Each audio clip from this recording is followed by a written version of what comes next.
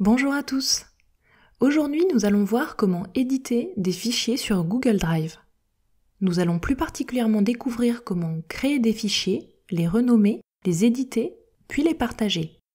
Voyons comment créer un Google Doc, puis un Google Sheet, et enfin un Google Slide. La bonne nouvelle, c'est que c'est la même chose à chaque fois. Pour créer un Google Doc, vous cliquez sur Nouveau, puis sur Google Doc. Vous commencez par renommer le document. Et en cliquant sur le dossier, ici, vous pouvez choisir le dossier dans lequel vous voulez ranger votre document. Pour créer une feuille de calcul, c'est pareil. Vous cliquez sur Nouveau, puis sur Google Sheet, puis vous renommez le document. Et enfin, pour une présentation Google Slide, qui correspond à PowerPoint, vous cliquez toujours sur Nouveau, puis Google Slide.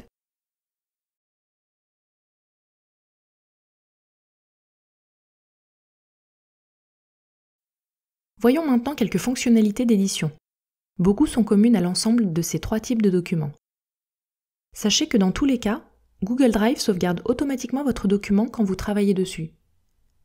Pour commencer, plaçons-nous sur Google Doc. Comme sur les éditeurs de texte que vous utilisez habituellement, vous voyez au-dessus de votre document un ensemble d'outils d'édition. Ici, vous pouvez zoomer ou dézoomer dans le document. Ici, vous pouvez changer la police, et ici sa taille. Je le fais en même temps que vous pour vous montrer. Vous pouvez mettre le texte en gras, en italique, changer sa couleur, le surligner.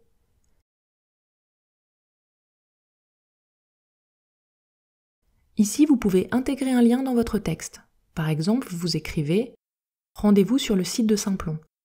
Ensuite, vous allez récupérer l'URL du site de Simplon en la copiant. Quand vous revenez dans votre document, vous sélectionnez le site de Simplon, puis cliquez sur cette petite icône. Vous collez le lien et vous cliquez sur « Appliquer ». En cliquant sur la petite croix ici, vous pouvez ajouter des commentaires. Pour ça, vous sélectionnez la partie du texte que vous voulez commenter. Une croix s'affiche automatiquement. Vous cliquez dessus et vous écrivez votre commentaire, puis vous cliquez sur « Commenter ». D'autres personnes peuvent ensuite répondre à votre commentaire. Cette icône ici vous permet d'importer des images depuis votre ordinateur. Allons maintenant dans Google Sheet, qui est donc un tableur qui ressemble à Excel. Ici se trouve la barre de formule.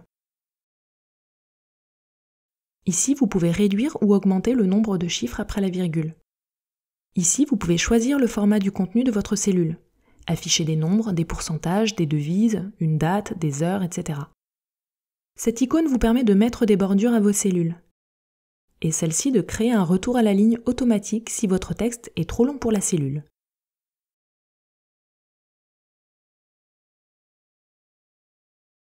Passons maintenant à Google Slide. Sur la droite, vous pouvez choisir votre thème. L'onglet Mise en page vous permet de choisir un format de page avec des zones de texte prédéfinies.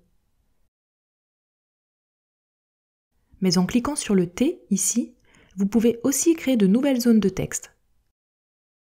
Vous pouvez bien sûr déplacer toutes ces zones de texte.